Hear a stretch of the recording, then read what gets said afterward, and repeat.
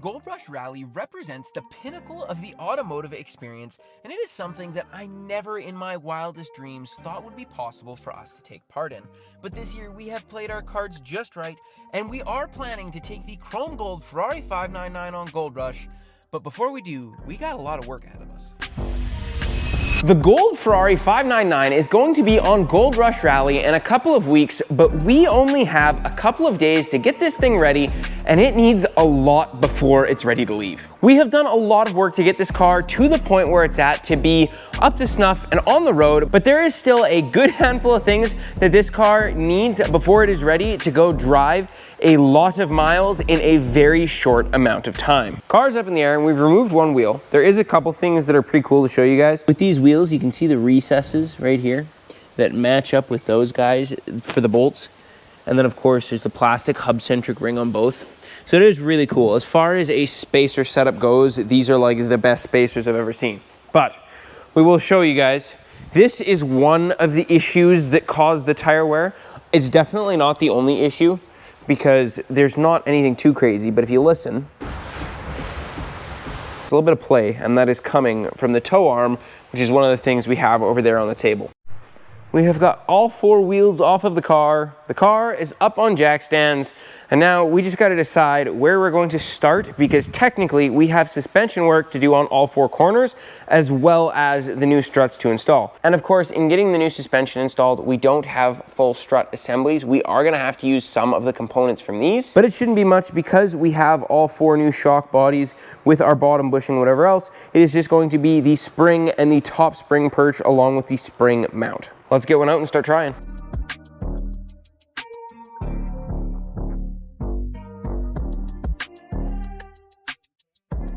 How you doing down there? I don't know. It's too late to know. Strut number one is out. It really wasn't so bad. We had to pull off the link arm for the sway bar, as well as pull off the upper control arm, but that was only 4 bolts and it's very fast. Here is what we're working with. So this guy, we're going to have to measure. You can feel the bottom bushing is absolutely clapped, and of course this thing is coated in oil. We need to steal this part, that part. That should be about it. And we do have a spring compressor to squeeze this, so we can put it onto the new one, and then once we have that off, we'll be able to measure against the new ones to see if these are fronts and these are rears, or these are fronts and these are rears. We're about to get the spring compressor out, get this squeezed, and see how bad this top hat is, or how sketchy this top hat is, to pull from the rest of the shock body. Doing this job is supposed to be terrible, but with the right spring compressor, really, it's not that bad. I don't think that's supposed to be like that. It's funny though, because the ones that we got to replace are aftermarket, but they look identical. And thankfully, even the bump stop on the factory stuff is in pretty good shape. We got bump stop pulled off. For some reason, the retaining color for the bump stop was actually kind of a pain. But we got some lovely, gross silver crap on the threads, so that the threads move later, because these ones didn't, and we want them to if they need to. So getting this all lubricated, we'll get this built and get this bolted back in. Shock number one, everything's all swapped over. So I'm gonna go give this thing a quick rinse with the pressure washer just so it's as clean as it can be. We're gonna go, we're gonna put it back in the car. It's another late night 599 party, but we're getting there. This corner of the suspension should be all good and done, which is really, really cool. We're ready to put a wheel on, and this has all been checked. This is all very good and happy. See where we're at for timing, because it is 3:45 in the morning, and I want to show you guys a couple things that are pretty cool. This is a new tie rod end, and there is the new tie rod end installed on this side. This is the old tie rod end. And when I felt over the suspension components, the only things that had any play was these guys and these guys on the rear. Everything else, even though it's not all in perfect shape, and we will likely replace more of it, like some of the bushings and things are showing a little bit of age, but they still feel really solid. These did not, and these did not. And I'm glad we did, because these had a tiniest amount of click in them. And like, you see how easy this moves with me just holding it one hand versus what this does. This feels very stiff and new and fresh. I'm glad we did end up replacing those. I debated on waiting with these to do with the rest of the suspension work later, but I did replace them, and I'm happy I did. I'm gonna keep on trucking and get the other 3 corners done, or work on getting the other 3 corners done, because it's essentially the same process. I'm gonna compress this spring, pop off the top hat, put it all on that guy, install, try and match it to where the one that's currently in there is, because they are going to be doing an alignment on it. But of course, we want to be able to get it to and from the alignment without it, you know, destroying tires or hurting the car or us. So we're going to get that done, going to get these done, and then we're going to move on to a few more exciting things, because we do have other stuff that needs done to this car before I trust it to go and drive a solid 10,000 kilometers. Okay, so I look disgusting. It is daylight again because I'm an idiot and pulled an all-nighter because the suspension really needed done. The car looks funny because we got those wheels in the front that are going to be on the car, and the matching ones are about to go in here so we can get fresh tires for the rear. It's got the new tie rods in the rear and the new tie rod ends up front. Everything went together decent. I'm just going to go take it for a quick loop up and back because I want to know how good or bad my guesstimation alignment is. We're gonna go for a 2-second, like two-second quick lap because it's 8 in the morning and I gotta go get changed, cleaned up, and ready to go to the office. But we're shaping up really nicely. I'm very, very curious to see how much of a difference this makes, because of course the suspension we pulled off was super clapped. And being super clapped, it was really bouncy and really rough. It wasn't that great to drive. All right, that's bad. That's really, really bad. I can tell you, the alignment is not great and definitely not good enough to go over from here to ZR. So I'm gonna play with that a little bit later and get that dialed in, because I can just tell like we've gone like 3 feet. And the butt's doing this. Unideal. So funny. That is so bad. Like, that's not like, oh, that's okay. That's like as soon as you hit anything above 20 kilometers an hour, it feels terrifying. But, the rest of it, not bad. We'll get that sorted, or at least get it a decent chunk better, and then we'll get it over to ZR, get them to do a proper alignment before this thing goes on Gold Rush. This time lapse is perfect proof why you shouldn't be like me and shouldn't pull all-nighters working on cars, because when you have more than 3 brain cells to put to work, it is much easier to do a better job the first time around and ensure that you don't have to redo work like I did here. I reset the alignment. That clip of me hella tired this morning taking it for a loop was really terrifying, but I just had the toe set too far out. I just kind of eyeballed it, which probably shouldn't have, but it's what I did. And now I took measurements off of the stuff that was on there that we know was way too far towed in. So I towed it out slightly beyond that, but not as far as I had when I took it for a loop this morning. But fresh tires, proper tire pressure, everything torqued, good wheels. This is the setup that we will be driving on Gold Rush. We need the alignment done and we need the AC recharged so that we can keep tires and be cold. After that, we'll get a handful more things done. But I literally did not sleep last night because we were installing the suspension. So I'm gonna get myself a good night's sleep. But first, we're gonna go take this for a drive and see how it feels. Gate is opening, and I just have to sit here and admire it because it looks so good.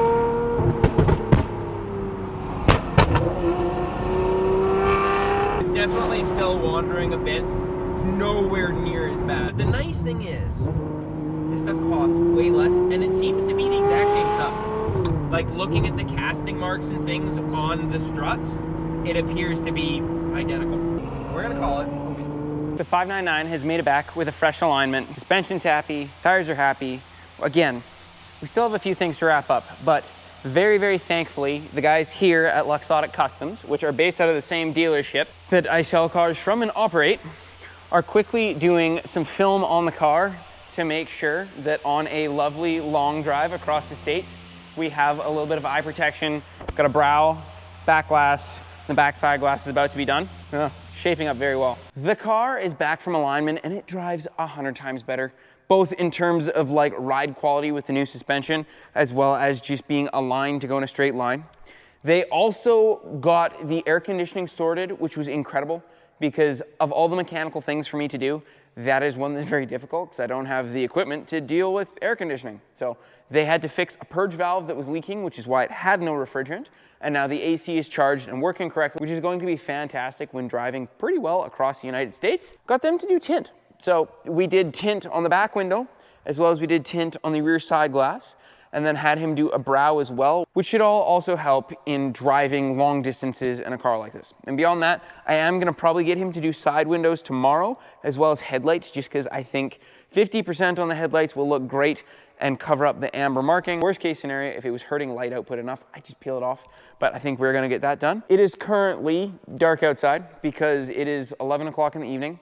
And tomorrow, we gotta get this car down to Jake in Idaho because it is being shipped from Mr. Jake Schnatter's house down to Keller's house in Nashville, where we'll meet the car and fly down and whatever else. So it should be a lot of fun.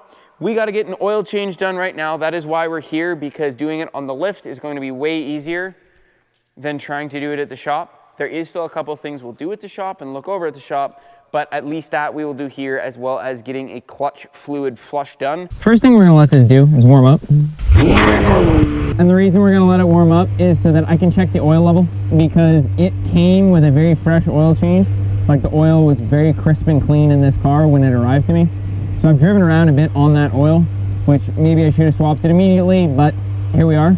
And I want to see if it's burned any. We're up to temperature enough that this is going to be just fine, but Ferrari oil level checks are really weird. That's the difficult part with this car, is we got to hold it at 4,500 RPM for exactly 1 minute, let it sit for exactly an additional minute, and then have to check the oil level before the 3rd minute elapses. So 4,500 RPM per minute, sit for a minute, check it before the next minute elapses, and where you check it in that minute matters a lot, because say you check it the first time at 30 seconds into that minute, you need to check it at 30 seconds the next time. Otherwise, your readings are gonna be inaccurate. And usually kind of like in the middle of that minute is where you should check it. So, let's do this. It's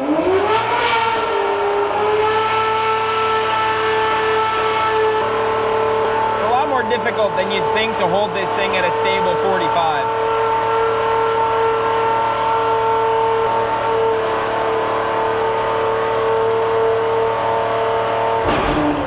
Now we let it sit till this shows 2, and then we can check it after that. But really, we'll wait till it says about 230 to pull the dipstick and see where the level's at. And of course, it goes without saying, but it's very important, the car has to stay running the whole time. All right, let's give her a check.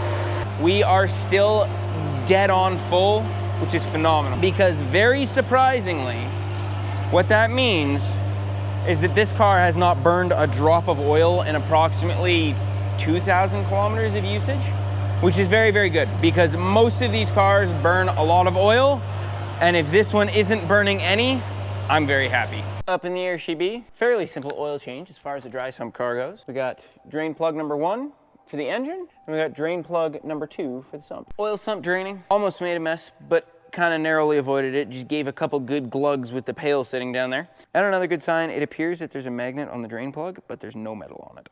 All right, you do win some and lose some, I guess, because checking the oil capacity as it comes out is a great way to reference how much oil's in there, but only if you get it all in the bucket. The sump is now dripping to a point where it's empty.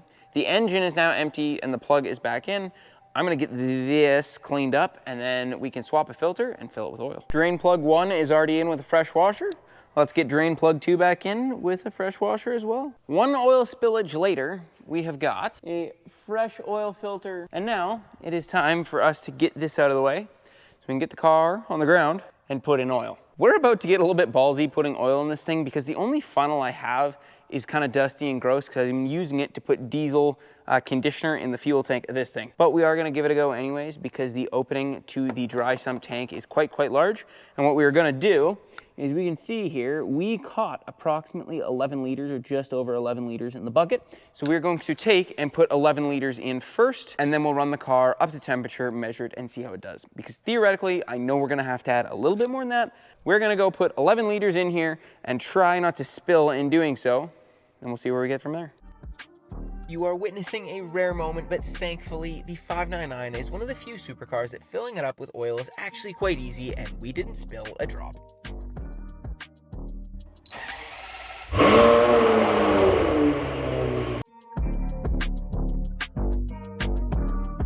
It's really funny, because usually a car like this that's tuned like this and spits fireballs like this would be running really rich. And it's really cool because you don't see any smoke out of this exhaust ever, and there's never any black soot residue on the bumper, which would both be very common signs of running Ridge. I'm very, very impressed with how well this car runs, and kudos to Gintani for tuning it so well. We got a little bit over the minimum line. I'm gonna put in about another, say, half a liter, see where we get. One more time.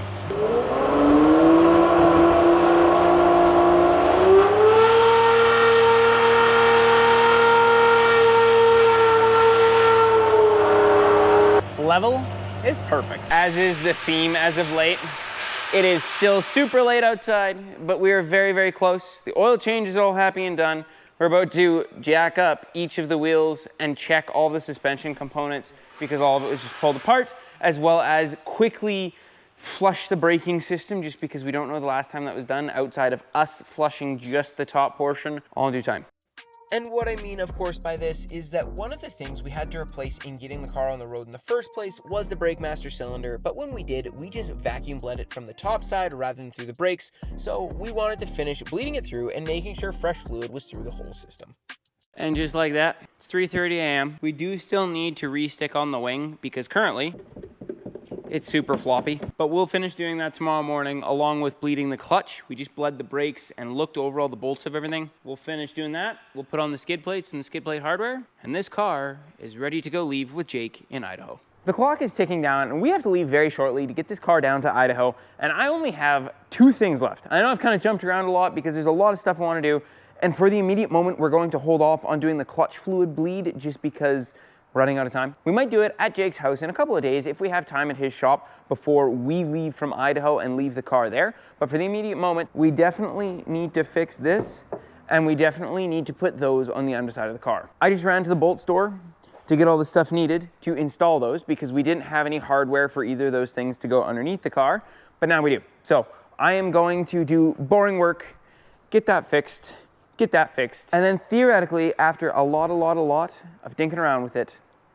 this thing is ready for Gold Rush. As it always does, that took way longer than I wanted. We've got the wing off. We haven't reinstalled the wing yet. We did put the skid plates on. I bought 65 M6 screws that were the correct length for the skid plates, and we have 11 left.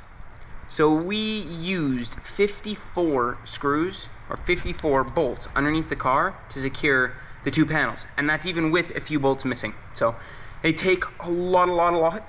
It's actually quite ridiculous, but it means they're secured very well. We are going to put the wing back on. I promise you we will put the wing back on, but I've run out of time to the point where we need to get heading to Jake's place right now. We haven't put the wing back on yet, even though I know I keep saying we're about to put the wing back on.